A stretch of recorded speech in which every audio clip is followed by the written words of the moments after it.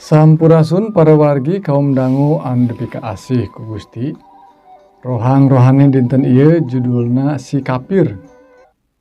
Anu dicutat tina kitab suci Injil Matius. Judul anu pikaruaseun para wargi naon nu disebat kapir teh. Hayu para wargi urang neleman kitab suci dina kitab Injil cariosan anu disanggakeun ku Isa Almasih. Nabi jungjungan urang anu ngaguar soal kahirupan salidinten kitu oge neleman hal atau perihal kanggo hirup bawaun hirup di akhirat. Rupina parogi harita jalma-jalma sigana mah teu beda jauh jeung ayeuna. Jalma-jalma anu beragama teh jigana mah ngarasa bener ku nyalirana.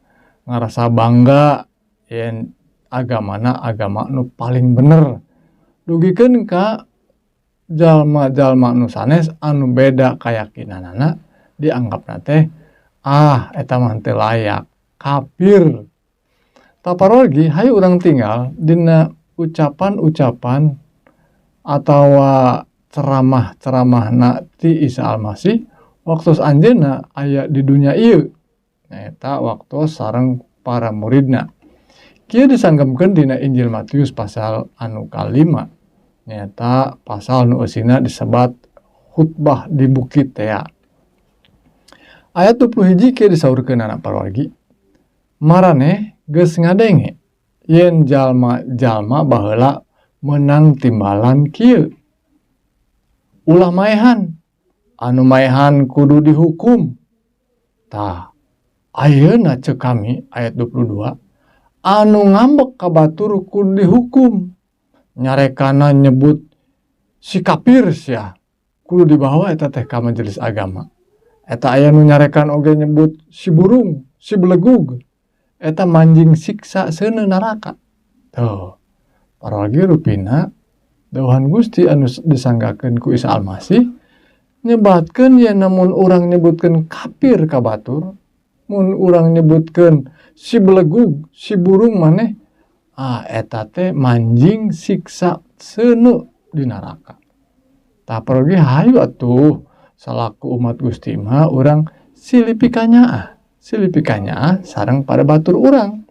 Tah ari pikanyaah pada batur urang hungkul mah tangtosna atuh rupina nya jeung urang-urang hungkul kumaha atuh aya nu teu saiman sareng urang anu benten agamana kayakinana nah urang teh tiasa saling mika asih keneh. Tah ayeuna disanggemkeun ku Isa Almasih dina ayat anu salajengna nyaeta ayat dina ayat 42 disanggemkeun kieu. Nu barang penta kudu dibere, nu hayangeun nginjem kudu dibere nginjem. Maraneh geus ngadenge yen aya timbalan kieu kudu nyaah kapada batur. Musuh oge kudu dipikageuleuh. Nah kitunya. Kudu nyaah kapada batur, ari musuh mah kudu dipikageuleuh. Tah ayeuna ceuk kami. Tuh Isa Almasih mah patukang tonggong jeung pangarti maranehna. Pangarti maranehna mah pada batur hungkul ari pikanyaah mah aya ka musuh mah kudu dipikageuleuh.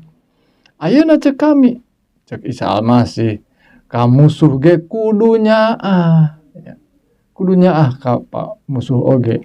Kanu neungteuinganeun kudu ngadoakeun. Tuh, kanu nganiaya urang, kanu ngomong kapir, kanu ngomong belegug cenah. Eta urang teh kedah ngadoakeun justru.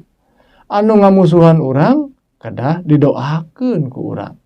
Kitu sanggepna Isa Almasih ka umat-umat, ka murid-murid anu hoyong leres-leres janten murid, hayu kedah ngadoakeun ka jalmi-jalmi nu kitu. Supaya maraneh diangken putra ku Rama di sawarga. Bapa urang, Rama urang nyata Gusti anu di sawarga teh ngangken putra putri na ka urang teh kulantaran urang tetep bisa nyaah, tetep mikanya ka jalma anu mikageuleuh, ka jalma anu neungteuinganeun ka urang. tetep we urang mah nyaah. Ta eta jalma anu diangken putra sareng putrina Gusti di sawarga. Mantenna mah ka anu jahat oge nyaah. Tuh, Gusti mah kanu jahat nyaah. Kanu bager, kanu bener, kanu teu bener sarua bae maparin hujan, maparin panas. Tuh, piraku anu teu bener mah cenah entong kasorot panon poekeun we cenah poek. Nah, henteu teu kitu. Atuh da eta anu jarahat hungkul di dinya mah tong dibere hujan. Di sabelahna kana kahujanan, henteu parogi. Sadaena kapasihan berkah, nya kasorot panon poe, nya aya hawa anu seger, nu tiasa napas urangna, kitu oge hujan, kasing saha wae dipasihkeun. Tah, mantenna mah bager maparin kasadaya jalma. Ari nyaah ngan kanu mika nyaah bae mah atuh lampah maraneh teh naon anu pantes dibalesna ku pangeran. Tuh, saur pangeran kitu, naon nu pada dibalesna? Da maraneh mah nyaahna ge kanu nyaah oge. Nyaah kanu nyaaheun mah tukang mulung pajeg oge sok ngalakukeun kitu saurna. Nu jahat anu teu baraleg teh geuningan di jalanan da nyaah oge kanu teu balegna deui da sabatur-baturna. Tah jan naon leuwihna urang selaku umat Gusti sareng maranehna anu dianggap jahat. Daek someah ka babaturan wungkul mah naon luar biasana atuh. Nu teu nyarahueun ka Allah oge semet kitu mah geus biasa. Tuh, parogi janten hal-hal anu ku urang dianggapna aduh da ieu mah mika nyaah, mika resep, someah sahiji jeung sanesna aya batur keneh mah urang-urang keneh mah atuh naon bedana saurna. Nu kitu mah biasa oge dilampahkeun ku jalma anu henteu apaleun ka Gusti. Janten maraneh teh kudu sing sampurna saur Gusti. Kudu sakumaha rama maraneh oge anu di sawarga sampurna. Kumaha sampurnana? Nyaeta mika nyaah ka jalma nu teu apaleun ka Gusti. Ka jalma anu sok neung teuinganan, ka jalma anu sok nyebut belegug tadi. Tah, urang teu kenging ngomong belegug, teu kenging ngomong kafir. Da aranjeunna teh nyaeta jalma-jalma anu oge dipika asih ku Gusti. Gusti kersaeun nebus maranehna. Gusti kumanten nyaeta Isa Almasih pupusna di kayu palang teh geuningan kanggo sadaya jalma. Kalebet nyaeta jalma anu sok anu teu apaleun ka Gusti. Anu osok jahat oge tetep Gusti teh tos maot kanggo aranjeunna. Atuh Gusti kumanten teh ngarepkeun aranjeunna tobat, sadaya jalma tobat. Sadaya jalma tiasa diangkan putra sareng putrina Gusti. Tah sakitu parogi, mugi-mugi dawuhan Gusti anu singkat ieu ngeunaan kahirupan jalma-jalma, kahirupan hubungan sosial sareng jalma anu sanesna anu benten kayakinan urang tetep mika asih Gusti Yesus ngaberkahan urang sadaya. Hayu parogi urang ngadua. Nun Gusti Rama anu linggih di sawarga arebu nuhun puji syukur ka Gusti anu maparin kawasa, anu maparin hikmah hidayah kanggo abdi tiasa ngartos kana dawuhan Gusti.